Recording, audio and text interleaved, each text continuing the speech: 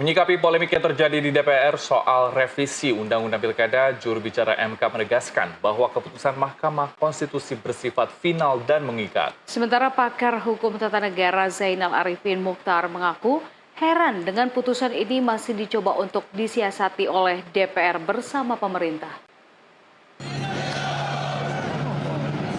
Majelis Kehormatan Mahkamah Konstitusi (MKMK) menerima audiensi para aktivis masyarakat sipil yang terdiri dari guru besar, akademisi, aktivis pro-demokrasi hingga mahasiswa. Selaku perwakilan Mahkamah Konstitusi, anggota MKMK Yuli Andri bersama juru bicara MK Fajar Laksono berkomitmen menampung aspirasi para aktivis. Menyikapi polemik yang terjadi di DPR soal revisi Undang-Undang Pilkada, juru bicara MK menegaskan bahwa keputusan MK bersifat final dan mengikat. Mahkamah Konstitusi itu sudah selesai menjalankan wewenangnya, menguji undang-undang terhadap undang-undang dasar, dalam hal ini undang-undang pilkada. Ada problem konstitusional, ada problem norma di dalam undang-undang itu yang kemudian diajukan oleh pemohon ke Mahkamah Konstitusi. Isunya macam-macam kemarin itu, dan Mahkamah Konstitusi sudah memutus.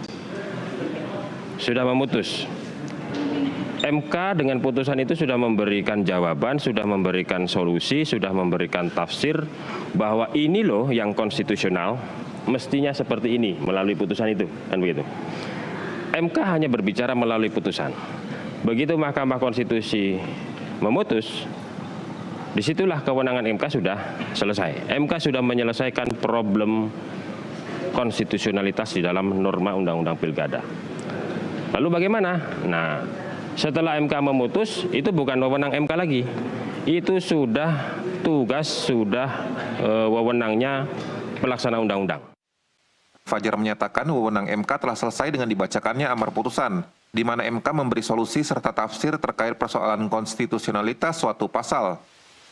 Sementara pakar hukum tata negara dari Universitas Gadjah Mada, Zainal Arifin Muchtar, mengapresiasi Mahkamah Konstitusi yang dinilai sudah mulai insaf lewat putusan terkait aturan pilkada. Meski demikian, Zainal mengaku heran putusan ini masih dicoba untuk disiasati oleh DPR bersama pemerintah. Saya memaknai itu sebagai bukan turunkan Jokowi dalam konteks apa ya. Jokowi juga udah akan turun dalam dua bulan. Tetapi ini untuk menggambarkan bahwa ada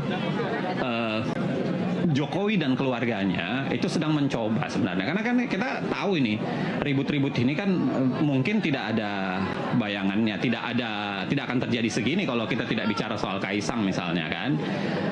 Mungkin putusan 90 MK tidak akan kisruh-kisruh waktu itu kalau kita tidak bicara soal Gibran mencalonkan diri kan.